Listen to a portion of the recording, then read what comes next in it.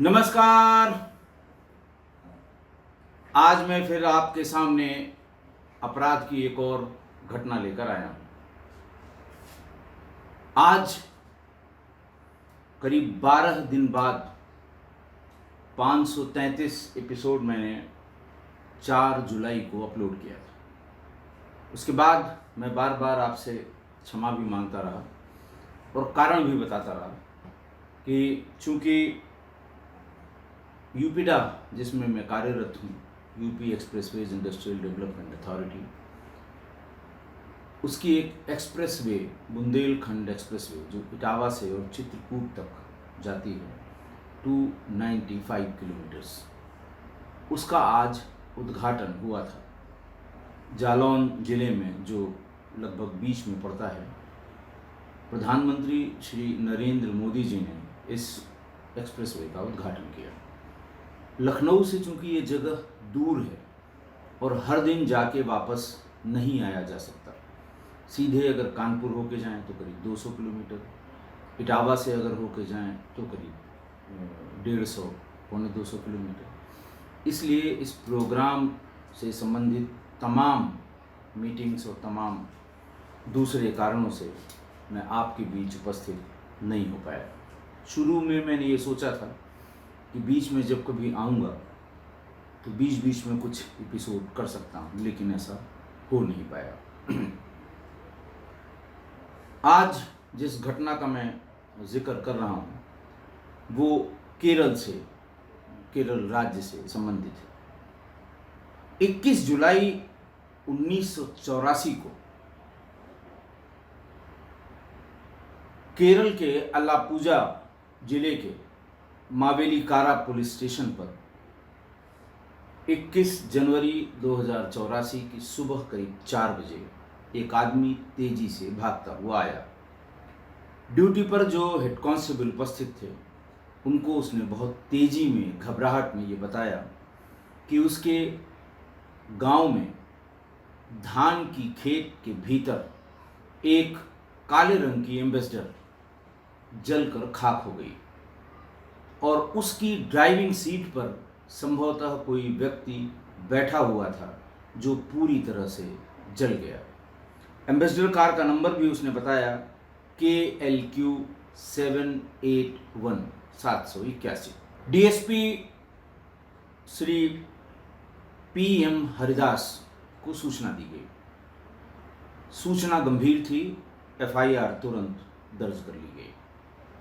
FIR दर्ज होने के बाद 4 बजे की ये सूचना थी।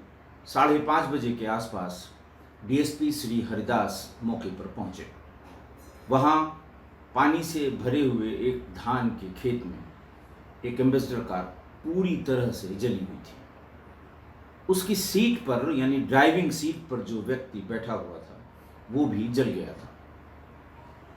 चेहरा कतई पहचान में आने लायक नहीं था। शरीर पर उसके कपड़ों में कुछ नहीं था सिवा अंडरवियर के। उन्होंने वहां अच्छी तरह से छानबीन की। उन्हें एक माचिस, एक जोड़ी फुटवियर सैंडल टाइप की थी, एक ग्लव्स, एक जोड़ी ग्लव्स, और उस ग्लव्स में कुछ बाल के टुकड़े। एक चीज़ और जो ध्यान देने योग्य थी कि धान के खेत में गीली मिट्टी पर जो पैरों के निशान थे वो भागते हुए व्यक्ति के पैरों के निशान हैं। आप सोचेंगे भागते हुए या पैदल चलते हुए व्यक्ति के पैरों के निशान में कैसे डिफरेंशिएट किया डिप्टी एसपी ने। भागते हुए व्यक्ति के दोनों पैरों के बीच में दूरी ज़्यादा होती है। पैदल या सामान्य चाल से चलने वाले व्यक्ति की वो दूरी कम होती है। लेकिन हरिदास को ये बात थोड़ा सा खटक रही थी। माचिस का मौके पर मिलना, ग्लव्स में ह्यूमन हेयर, मेल हेयर का मिलना, और मौके से कम 2 व्यक्तियों का जो फुटप्रिंट्स मिले, स्पष्ट फुटप्रिंट्स मिले, वो 2 व्यक्तियों के भागने की तरफ इशारा कर रहे थे। डॉक्टर उमा दातन जो इस फील्ड के एक्सपर्ट थे, केरल में अपराध बहुत कम होते हैं, इसलिए अगर कोई गंभीर अपराध हुआ है तो स्पेशलिस्ट कॉल किए जाते हैं, बुलाए जाते हैं और समझने की कोशिश की जाती है कि क्या हुआ होगा। डॉक्टर उमा दातन ने पोस्टमार्टम के लिए ये डिसाइड किया कि हम पोस्टमार्टम मौके पर करेंगे। पोस्टमार्टम को सील करके ले जाने और फिर पोस्टमार्टम हाउस में पोस्टमार्टम करने में उनको ऐसा लग रहा था कि कुछ चीज़ें इधर उधर हो सकती हैं। जैसे वो पूरी की पूरी बॉडी सीट से एकदम सटाकर, ऐसा लगता है चिपका कर रखी गई थी, बांध कर रखी गई थी और उसी पोजीशन में वो जली थी। अगर उसको उठा के सीधा करके सील किया जाता तो पॉस्चर का पता लगाना मुश्किल हो जाता, हड्डियां हो सकता है जोड़ों से अलग हो जाती। इसलिए उन्होंने ये डिसाइड किया कि हम मौके पर ही इसका पोस्टमार्टम करेंगे और उन्होंने ऐसा ही किया भी। जो एक्सपर्ट पोस्टमार्टम के डॉक्टर आए, उन्होंने भी अपना मत दिया। ये सब चीज़ें चूंकि रिकॉर्ड करनी होती हैं कि हम मौके पर ही इसका पोस्टमार्टम कर रहे हैं। सबसे पहला जो इंडिकेशन डॉक्टर ने दिया कि मृतक के रेस्पिरेटरी ट्रैक्ट यानी नाक से या मुंह से अगर सांस लिया जाए तो इस रेस्पिरेटरी ट्रैक्ट में कोई कार्बन या कोई चारकोल नहीं था। माना यह जाए कि अगर व्यक्ति एक्सीडेंटली सीट पर बैठा था, गाड़ी फिसल गई या ट्रैक से नीचे उतर गई, धान के खेत में चली गई, शॉर्ट सर्किट से आग लग गई तो आदमी जिंदा रहा होगा। और जब गाड़ी जलेगी तो उसमें तमाम प्लास्टिक के सीटें होती हैं, वो स्पंज और प्लास्टिक की होती हैं, तमाम चीज़ें प्लास्टिक की हैं, तो उससे निकलने वाला कार्बन जिंदा रहने वाला व्यक्ति सांस भरने से पहले तक लेगा। तो ये कार्बन और ये चारकोल दोनों ही उसके रेस्पिरेटरी ट्रैक्ट में मौजूद होंगे, लेकिन ये दोनों ही चीज़ें रेस्पिरेटरी ट्रैक्ट में नहीं थी। दूसरा इंडिकेटर ये कि जब उसके आमाशय को खोला गया तो उससे अल्कोहल, इथेन और इथाइल अल्कोहल ये उसके पेट में, उसके जो डाइजेस्टिव सिस्टम है उसमें मिला। सिर्फ उसके अंडरगारमेंट का कुछ टुकड़ा बचा, बाकी टुकड़ा वो भी जल गया था और उसके अंगूठी, घड़ी, यहाँ तक कि चप्पल भी उसकी शरीर में नहीं थी। इसी बीच डॉक्टर उमा दातन ने ये भी नोटिस किया कि उसके शरीर में कोई किसी तरह की स्क्रैचेस या झगड़े या भागने इसके निशान नहीं मिले थे। कहते हैं कि इट वॉज नॉट स्कॉच्ड। ये निष्कर्ष निकाला डॉक्टर उमा दातन ने कि इस व्यक्ति को मारकर और सीट पर बिठाकर जलाया गया। अगर ये व्यक्ति एक्सीडेंटली भीतर होता और आग लगी होती तो इसके पूरे रेस्पिरेटरी ट्रैक्ट में कार्बन ही कार्बन भरा होता।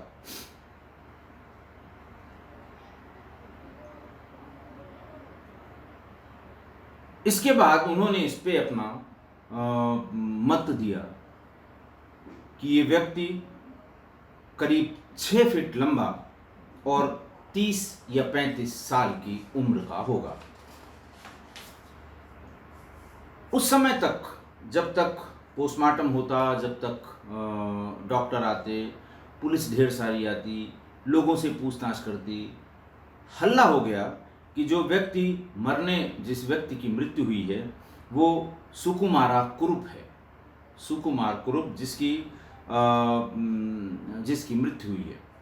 बताया गया कि वहाँ आसपास के करीब 30 लोग अभी कुछ दिन पहले मिडिल ईस्ट के देशों से छुट्टी पर यहाँ आए हुए थे, जिनमें से ये सुकुमार कुरूप भी था। गांव के करीब 30 व्यक्ति, महिलाएं, बच्चे, ये सब उसके अंतिम दर्शन के लिए आए भी। महिलाएं सुबक सुबक कर रो रही थीं। उसकी हाइट और उसके चेहरे को पहचानना मुश्किल था, लेकिन सामान्य जो कदकाठी है उसको देखकर किसी के मन में ये डाउट नहीं हुआ कि ये कुरूप नहीं है। महिलाएं चीख चीख कर रोती रहीं। उसके साले भास्कर पिल्लई ने वहां पर शव की पहचान की। आपको ये लिखना होगा कि किसने पहचान की।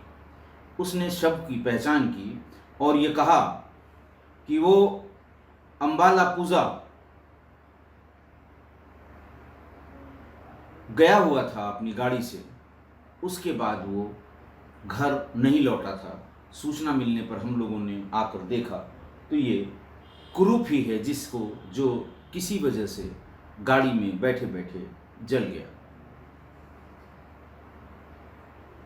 पोस्टमार्टम के बाद पुलिस ने कुरूप के परिजनों को उसकी लाश सौंप दी। डीएसपी हरदास ने उन्हें वार्न किया, उन्हें ये लिखकर नोटिस दी कि आप इसे जलाएंगे नहीं या किसी दूसरे तरह से इसका अंतिम संस्कार नहीं करेंगे, आप इसे मिट्टी में दबाएंगे। अगर ज़रूरत पड़ी तो फिर से हम इसका पोस्टमार्टम कराएंगे। इसलिए किसी भी कीमत पर आप इस डेड बॉडी को किसी भी धार्मिक क्रियाकलाप में नष्ट नहीं करेंगे।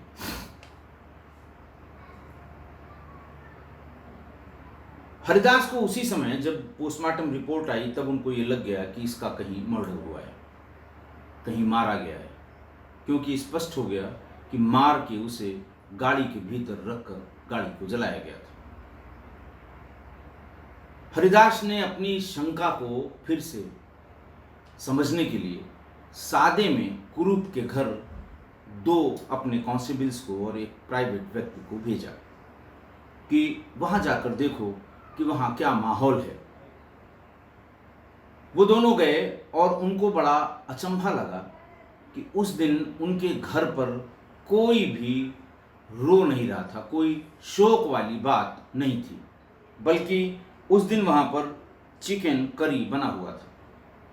सामान्य रूप से केरल के उस इलाके में अगर किसी के घर में मृत्यु या इस तरह की कोई दुखद घटना होती है तो इस तरह के पकवान नहीं बनाए जाते। तो उन्हें उनका डाउट थोड़ा और गंभीर हुआ कि ऐसा लगता है कि बात कहीं न कहीं कुछ गड़बड़ है। ऐसा कैसे हो सकता है कि घर का ऐसा सदस्य, कमाऊ सदस्य, जो अभी अभी बाहर से ढेर सारी चीज़ें मोहल्ले वालों को, रिश्तेदारों को बांटने के लिए अटैचिंग में ले आया हो, उसके घर में जरा सी भी ऐसे इंडिकेशन नहीं मिले कि लोगों को दुख हो रहा हो, और बजाय इसके वो घर में चिकन करी जैसा जो लजीज पकवान कहते हैं वो बनाया गया है, जो कि सामान्य रूप से किसी अच्छे काम में, किसी सुखद काम में, किसी जश्न के माहौल में बनाया जाता है।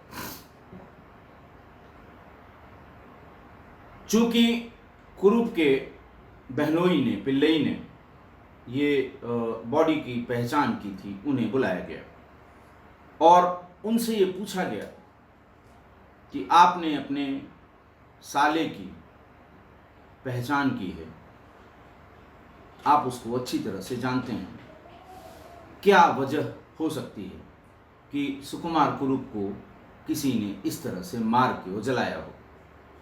उसने छूटते ही कहा कि अबू धाबी में, जहाँ ये एक शिपिंग यार्ड में नौकरी करता था, वहाँ इसकी कुछ लोगों से दुश्मनी थी और वो लोग भी बहुत बड़ी संख्या में केरल से ही गए हुए थे। उसी दुश्मनी में ऐसा लगता है कि इसको मारा गया है। बाकी कोई बात समझ में आने वाली नहीं है, ऐसा उनके बहनोई ने बताया। हरिदास पूछताछ कर रहे थे, शंका उनको पहले से थी। जिस समय पिल्लई को से वो पूछताछ कर रहे थे तो उनकी निगाह ये गई कि वो पूरी आस्तीन की शर्ट पहने हैं। सामान्य रूप से वहाँ पूरी आस्तीन की शर्ट इस समय में, जिस समय ये मृत्यु हुई थी, नहीं पहने जाती। लोग हाफ स्लीव्स टी शर्ट में, आधी बांह के और कपड़ों में लोग रहा करते हैं सामान्य रूप से। हरिदास ने इसका कारण पूछा कि क्या बात है, तुम फुल स्लीव्स क्यों पहने हो? यहाँ किसी ने भी फुल स्लीव्स नहीं पहन रखी और अब तुम्हें स्लीव्स ऊपर करके दिखाना होगा। जैसे ही दोनों स्लीव्स, उसके दोनों बाहें मोड़ के ऊपर की गईं तो उसमें जलने के तमाम निशान उसके हाथ में पड़े हुए थे। उमादातन को फिर से बुलाया गया। जो क्रिमिनोलॉजी के, फॉरेंसिक क्राइम के जो एक्सपर्ट थे, फॉरेंसिक एक्सपर्ट थे, उन्होंने उसका पूरा एग्जामिनेशन किया।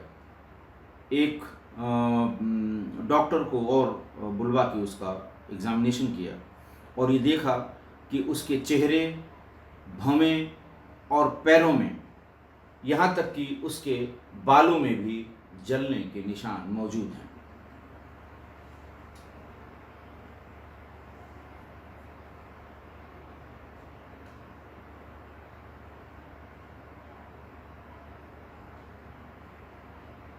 इस जलने के निशान से हरिदास ने, श्री पीएम हरिदास जो डिप्टी एसपी थे,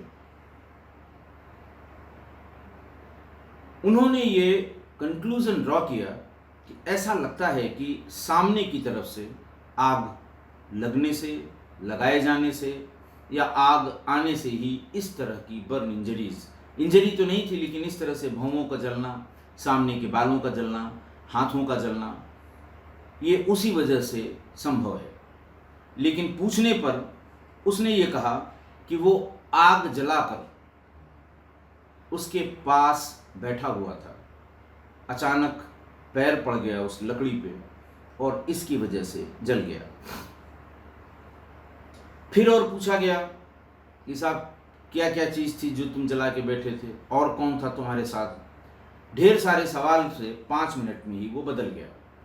उसने कहा साहब मैं गर्म पानी घर के किचन से निकाल कर बाहर ला रहा था, तभी वो पानी का जो बर्तन जो मैं ला रहा था वो मेरे ऊपर गिर गया, उबलते हुए पानी का, जिसकी वजह से ये बर्न इंजरी आ गई।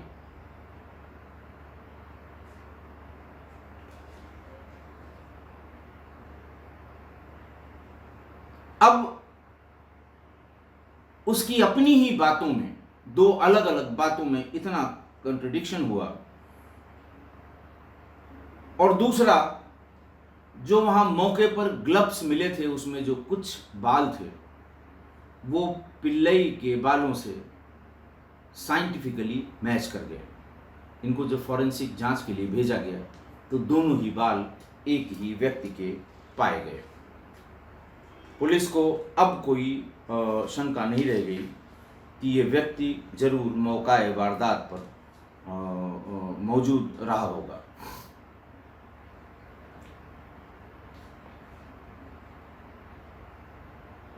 इसी बीच हरिदास की आगे की जो जांच थी उसमें ये पता लगा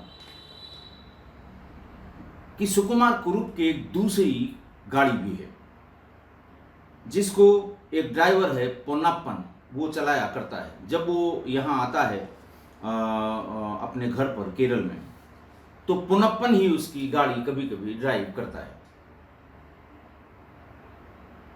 पोन्नाप्पन को पुलिस ले आई और पोन्नाप्पन को जहाँ से ले आई वो 1 घंटे बाद वहाँ से कोची जाने के लिए तैयार था और वहाँ से अपने उस जगह पर जहाँ वो पहले काम करता था, अबू धाबी में, वहाँ के लिए उसने अपना पासपोर्ट और टिकट रेडी कराया था, तैयार करा लिया था। खैर पुलिस ले आई। पहले उससे पूछा गया तो उसने कहा कि अलुवा में एक कस्टमर को, मैं वो टैक्सी चूंकि चलाता था, अलुवा में एक कस्टमर को, एक अपने यात्री को वो छोड़कर वहाँ से जब लौट रहा था तो रास्ते में इसी व्यक्ति जो गाड़ी के भीतर मिला था, इसी व्यक्ति का रास्ते में एक्सीडेंट हो गया। जब एक्सीडेंट में वो मर गया तो मारे डर के कि इसके घर वाले आएंगे, पुलिस रिपोर्ट होगी, मैं जेल जाऊंगा, मैंने अपनी ही गाड़ी में, यानी वो गाड़ी उस समय सुकुमार कुरूप की जो चला रहा था, उसी में इसको रख कर और इसे जला दिया। इसीलिए आपको जो आप कह रहे हैं कि ये मरे व्यक्ति को जलाया गया, इसीलिए इस व्यक्ति के नाक में या बाकी जगहों पे कार्बन के ट्रेसेस नहीं पाए गए थे। भास्कर पिल्लई, उसके बहनोई ने, अब उसके 2 वर्जन हो गए।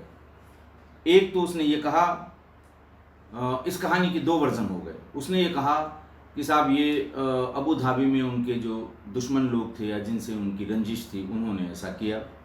दूसरा, पुनप्पन ने कहा कि रास्ते में ये व्यक्ति हमारी गाड़ी से टकरा कर मर गया था, इसलिए मैंने उसको जला दिया। हरिदास के सामने दोनों की जांच, दोनों कारणों के या दोनों स्टोरीज की जांच करने के कारण मौजूद थे। फिर से उमादातन, जो फॉरेंसिक एक्सपर्ट थे पीएम के, पोस्टमार्टम के, उनको फिर बुलाया गया। उन्होंने बताया कि किसी भी तरह की बोन इंजरी जो एक्सीडेंट में जिससे किसी की मृत्यु हो जाए, वो किसी भी बोन में, किसी भी हड्डी में ऐसी कोई इंजरी नहीं थी जिससे ये साबित हो कि ये एक्सीडेंट में व्यक्ति मरा था और बाद में जलाया गया था। स्पष्ट हो गया कि पुनप्पन झूठ बोल रहा था। अब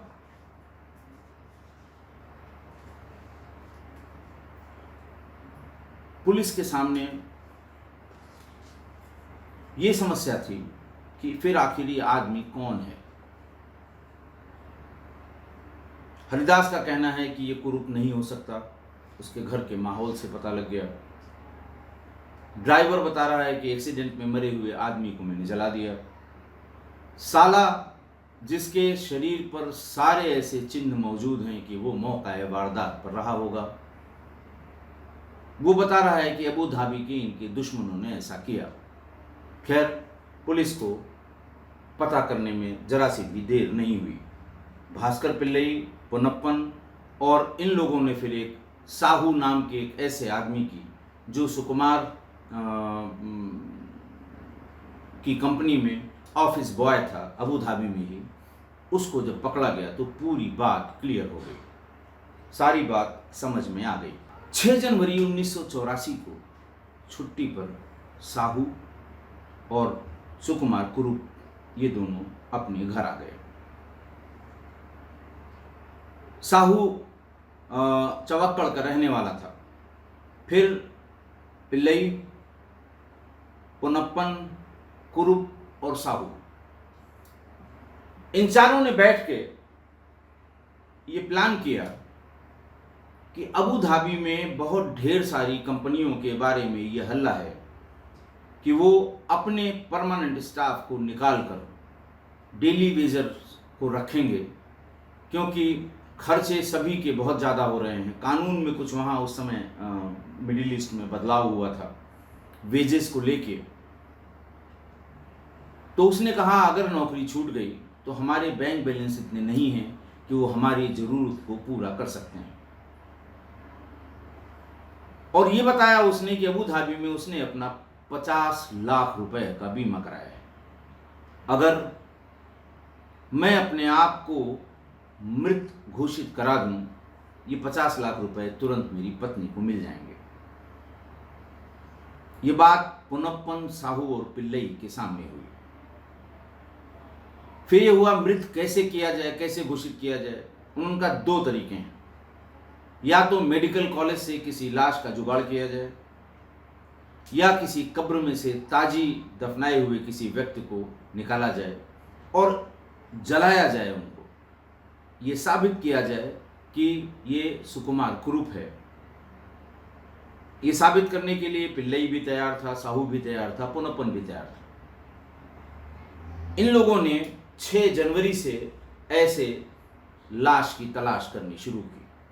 किसी अपने परिचित के माध्यम से मेडिकल कॉलेज से लाश लेने के लिए जब इनको लाश दिखाई गई तो वो ऐसी बुरी अवस्था में थी, बच्चे उसमें, मेडिकल के स्टूडेंट्स उसमें सीखते हैं, वो डिसेक्टेड थी, जगह जगह से कटी हुई थी, फटी हुई थी।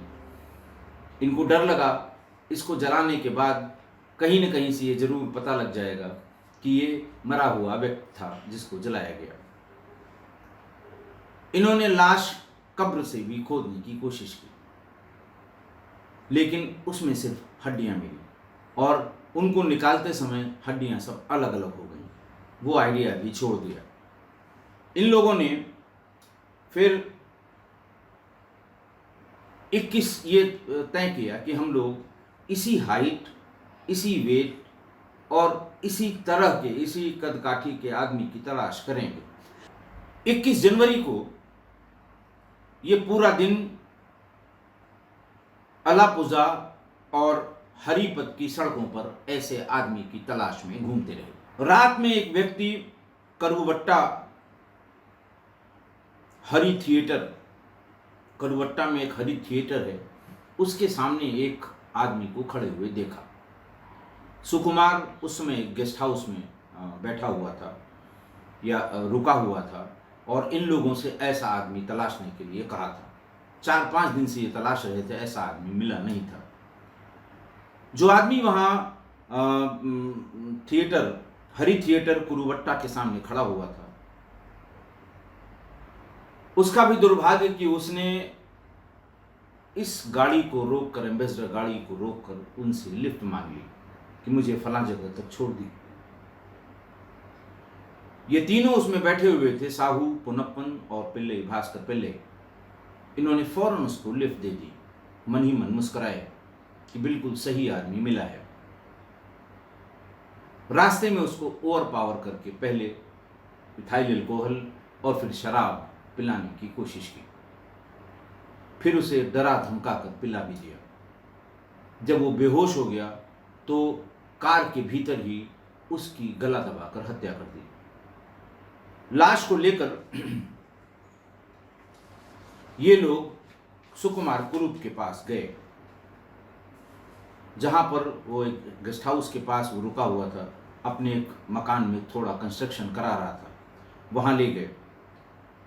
वहां पर कुरूप ने उसके सारे कपड़े, पहचान के सारे चिन्ह जैसे अंगूठी, घड़ी, ये सब चीजें उतार ली और सुकुमार कुरूप के सारे कपड़े पहना दिए। पैंट, शर्ट, अंडरगारमेंट सब सुकुमार कुरूप के पहनाने के बाद उसे वहां से लेकर चले और उसी खेत के पास, खेत के भीतर ले जाकर उन लोगों ने उसे स्टीयरिंग की ठीक पीछे वाली सीट पर रखकर एक रस्सी से बांध दिया। रस्सी प्लास्टिक की थी और उसके बाद गाड़ी में रखे हुए पेट्रोल, थोड़ा सा पेट्रोल उनके पास एक गैलन में था पीछे डिग्गी में। उस ज़माने में लोग लेकर चला करते थे क्योंकि पेट्रोल पंप काफ़ी दूरी पर हुआ करते थे, तो 4 से 10 लीटर हमेशा लोग रखते थे कि कहीं ख़त्म हो जाएगी तो पेट्रोल पंप तक पहुंचने के लिए काम आएगा। उसी से छिड़का, भीतर भी और बाहर भी, और माचिस से उसको आग लगा दी। मावेलिक्कारा जिस पुलिस स्टेशन में ये FIR हुई थी, वहाँ के इंस्पेक्टर KJ देवासिया बताते हैं कि साहब ये तय हो गया कि ये कुरूप नहीं है। मीटिंग में तय किया गया कि ये तभी हम मान सकते हैं जब कुरूप हमको मिल जाए। देवासिया बताते हैं कि उनको ये खबर लगी कि वो किसी गेस्ट हाउस में है, वहाँ तक भाग के गए, रिसेप्शन वाले को उसकी फ़ोटो दिखाई तो उसने बताया कि करीब 2 घंटे ये व्यक्ति, 2 घंटे पहले ये व्यक्ति ये कह के यहाँ से गया कि मुझे कोची वाली बस पकड़नी है।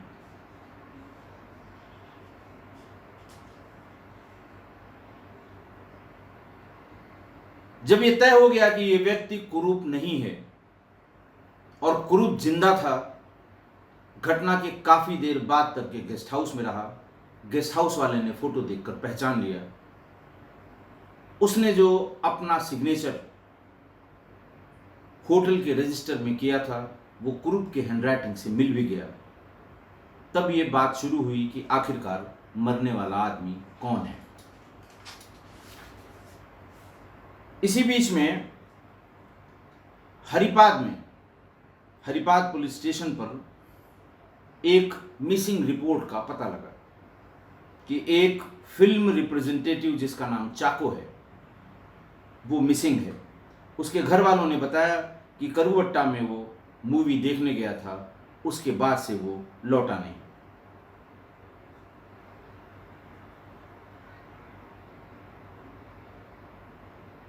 उसका जो हुलिया बताया गया उससे स्पष्ट लग रहा था कि उसका हुलिया बिल्कुल ठीक कुरूप की तरह होगा।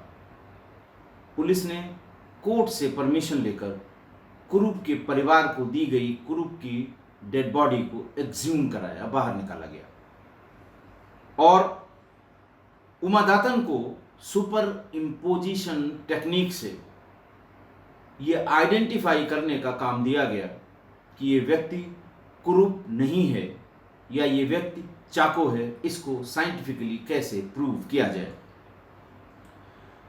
उन्होंने जो स्केलेटल रिमेन थे, एक्सरे की स्कल का जो खोपड़ी का एक्सरे था उसके ऊपर सुपर इम्पोज करके ये जानने की कोशिश की। हालांकि जो उसकी खोपड़ी थी उसका ऊपरी हिस्सा जल गया था, टूट गया था। निचला हिस्सा जॉ का ये बुरी तरह से जल गया था, लेकिन रिकंस्ट्रक्शन करके उन्होंने उसका एक एक्सरे निकालकर चाको की फोटोग्राफ पर सुपर इम्पोज, वो मैं आपको उसमें जो उसकी प्लेट्स उस समय बहुत ये पॉपुलर हुई, चर्चा में रही, क्योंकि तब ये पहली बार दो चीज़ें उन्होंने की थी। एक ये किया था, दूसरे जो पार्ट साबित बचा हुआ था वो था पैर का हिस्सा। एक पैर का हिस्सा राइट फुट, वो पूरी तरह नहीं जला था, थोड़ा सा फ्लेश था उसमें और हड्डियां थी। ये हुआ कि चाको के जो घर में जो उनके फुटवेयर हैं, जो उनके जूते चप्पल हैं, उसमें इसका डुप्लीकेट या रेप्लिका बना के इन हड्डियों के सहारे अगर ये साबित किया जाए तो ये साबित हो सकता है। एक दूसरे एक्सपर्ट डॉक्टर उनीथन को इस काम के लिए बुलाया गया। इन्होंने कुल 13 शवों पर 37 एनाटॉमिकल पॉइंट्स के हिसाब से उन पैरों की हड्डियों को तार से बांधकर फ्लैश की मोटाई कितनी होगी, ये बाकी इन्होंने जो मैंने बताया 37 शवों पर काम करके उसको गीली मिट्टी से, क्ले से उसको सुपर इम्पोज करके पैर का वो हिस्सा बनाया जो बचा हुआ था दाहिने पैर का, और फिर उसका मोल्ड बनाकर प्लास्टर ऑफ पेरिस से एक पैर निकाला। चाको के घर में मौजूद उनके जूते चप्पल इन सब में उसको रख कर देखा गया तो वो 100% परफेक्ट नाप का निकला। यहाँ तक कि उसके जो एड़ी का हिस्सा था और उसके यूज़ किए हुए जूते चप्पलों पर जो उसके निशान पड़ते थे वो भी एग्जैक्टली सेम थे। और उस समय अखबारों में भी, समाचारों में भी और फॉरेंसिक साइंस के जर्नल्स में भी ये कोट किया गया कि शायद वो देश में पहली बार किसी मरे हुए आदमी के पैर के हिस्से को रिक्रिएट किया गया था।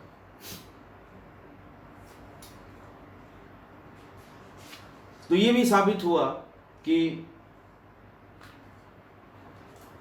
मरने वाला और कोई नहीं, चाको था। डीएनए टेस्ट कराया गया तो घर वालों से डीएनए मैपिंग, उस ज़माने में आप सोचिए बहुत टाइम लगा था, लेकिन ये तय हो गया कि ये चाको की डेड बॉडी है। अब कुरूप की तलाश शुरू हुई। केरला पुलिस को ये अपने सम्मान की बात लगी कि किस तरह से वो यहीं था और यहाँ से भाग गया, और उसकी अलग अलग टीमों ने देश के अलग अलग हिस्सों में, दुबई में भी, भूटान में भी, और देश के हिस्सों में ग्वालियर, भोपाल, इटारसी, अंडमान निकोबार, इन सब जगह कहीं कहीं तो पुलिस अपना पैसा लगाकर यहाँ गई जहाँ जहाँ इसकी सूचना मिलती थी। मैं आपको इसकी फ़ोटो शेयर करूँगा। दाढ़ी वाली ये फ़ोटो उस समय पूरे देश में सर्कुलेट हुई थी कि यह व्यक्ति हत्या का अभियुक्त है, इसको ढूंढने में मदद की जाए। और उस समय देश भर से जब भी कोई कॉल आती थी, केरल की पुलिस उसे अटेंड करने जरूर जाती थी, वेरीफाई करने जरूर जाती थी। रांची के एक हॉस्पिटल में एक नर्स ने फ़ोन करके ये बताया कि मैंने इस व्यक्ति का इलाज किया है, ये बहुत ही गंभीर रोग से पीड़ित है और हमें नहीं लगता कि ये अभी जिंदा होगा। अगर जिंदा होगा तो उसकी उम्र इस समय 75 साल होगी।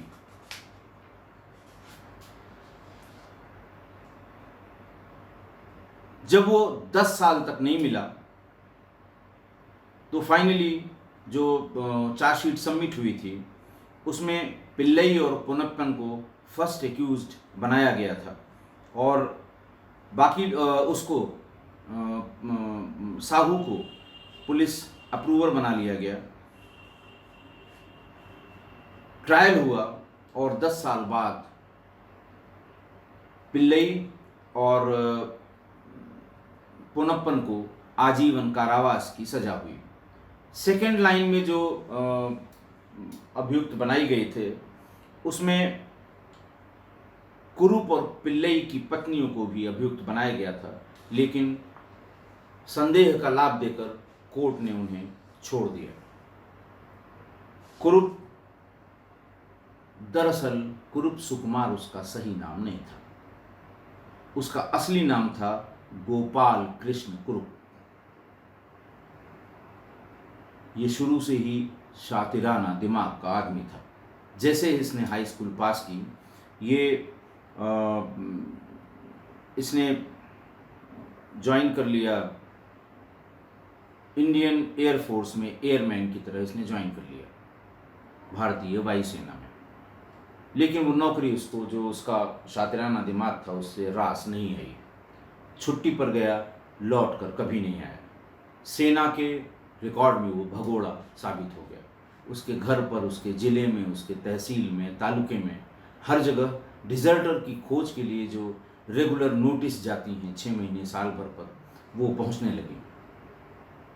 इसने एक पुलिस के सब इंस्पेक्टर को निश्चित रूप से कुछ आदान प्रदान करके एक सर्टिफिकेट बनवा लिया कि गोपाल कृष्ण कुरूप की मृत्यु हो चुकी है और उसे सेना में भिजवा दिया, इंडियन एयरफोर्स में, ताकि भगोड़ा यानी डिजर्टर की उसकी फाइल बंद हो जाए।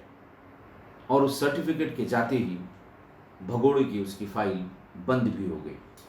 और तब उसने गल्फ जाने के लिए जो पासपोर्ट बनवाया उसमें अपना नाम सुकुमार पिल्लई रखा। पिल्लई और कुरूप ये दोनों ही नायर कम्युनिटी की सब कास्ट होती हैं केरला में। तो नाम इसने गोपाल कृष्ण कुरूप की जगह गोपाल कृष्ण सुकुमारा पिल्लई रखा, लेकिन लोग इसको कुरूप कुरूप ही कहते थे।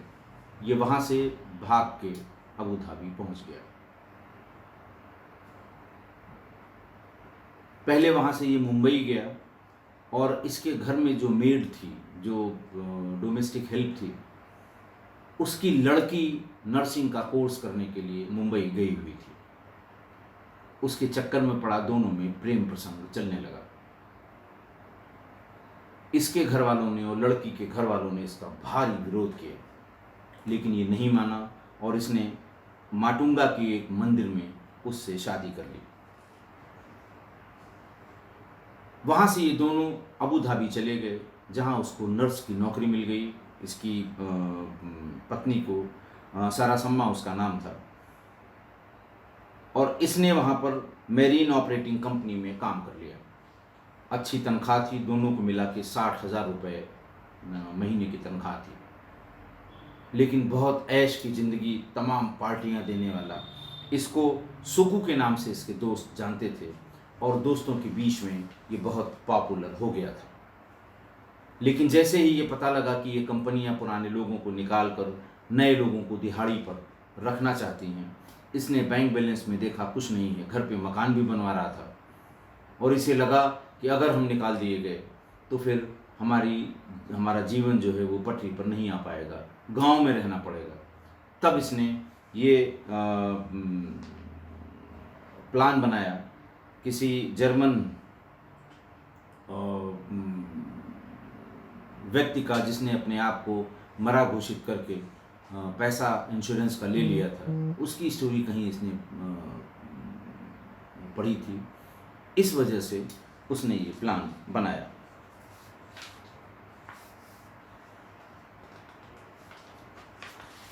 आज तक सुकुमार कुरूप भगोड़ा है, फरार है, सबसे लंबे समय तक फरार रहने वाला ये अपराधी है, और आज भी ये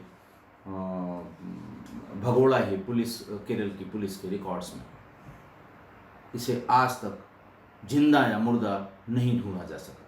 ये भी नहीं साबित हो पाया कि अभी ये जिंदा भी है कि कब का मर गया है। इस पर बहुत ढेर सारी फिल्में भी बनी। NH-47, ये चाकू मर्डर केस में 1984 में बेबी ने इनको डायरेक्ट किया था। 2016 में पेन्नियुम ये फिल्म बनी थी, अदूर गोपाल कृष्ण ने इसको बनाई थी। ये कमोबेश ये सुकुमार कुरूप पर आधारित थी। 2021 में क्राइम थ्रिलर कुरूप, इसका श्रीनाथ राजेंद्रन ने इसको डायरेक्ट किया था, और ये चाकू मर्डर केस से ही संबंधित था। बहुत ढेर सारी इस पर फिल्में अब तक बन चुकी हैं। मलयालम में कई भाषाओं में बनी है।